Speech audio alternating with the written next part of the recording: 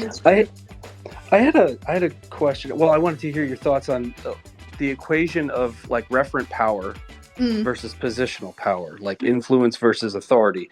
Hmm. And like there's always in my experience there's two sides to getting somebody to change stuff, and usually us, nerd influencers like try to just teach people to death until like, well, as soon as they see it, they'll change their behavior, they'll change your mind.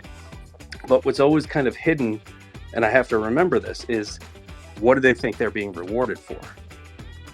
And that to me is like, that's where you have to kind of bring in the positional power angle to it. If the people who have power can change the rewards.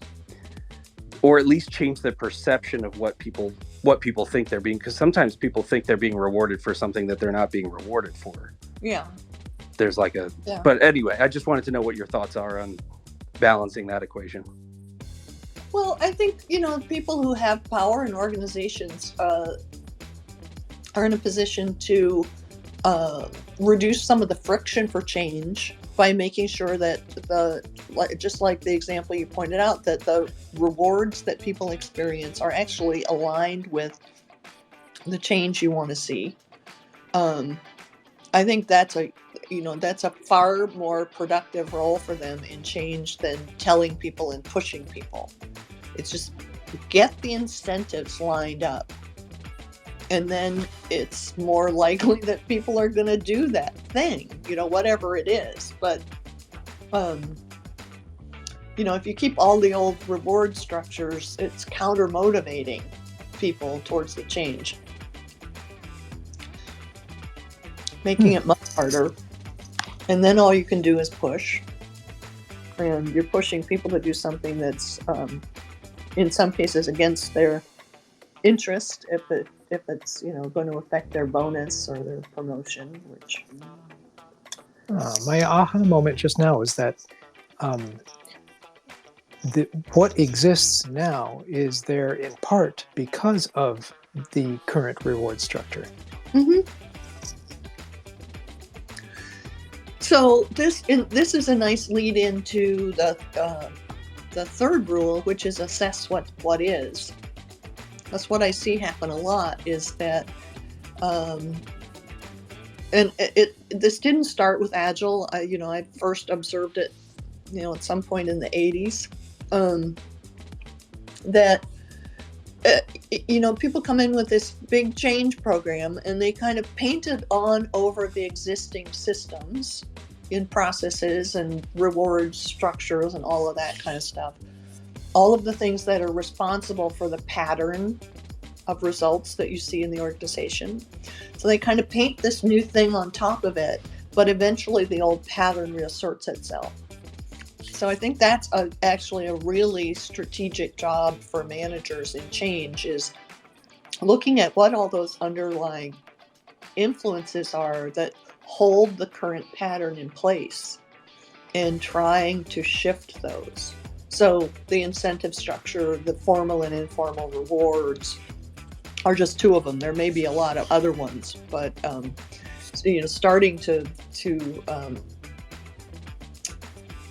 loosen those up so that something else can actually take hold is really important, because papering it over the top won't work.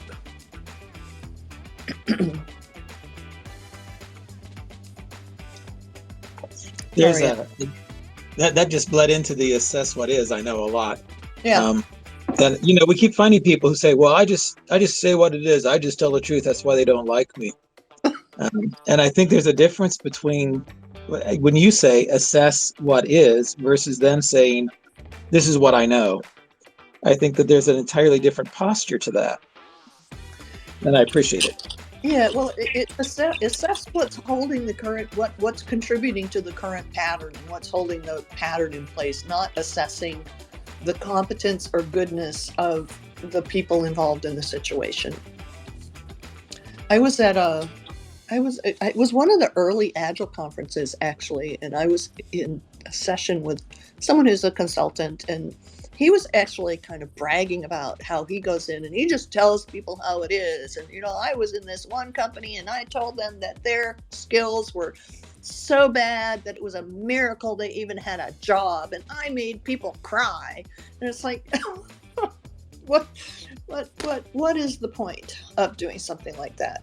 So you make yourself feel big, because it's certainly not an effective strategy for change. So I guess he was making an assessment of what is, but not in a way that I think would actually be useful for change. In the book, Esther, you made a recommendation about even the choice of words when you're describing the opportunity. I think I remember you saying that instead of saying we're going to try a better way to do something, you refer to it as suggesting we're going to try a different way. Yeah. Because better implies that your old way is bad. Yeah. That's why I found it so distressing when everyone was calling themselves an Agile evangelist.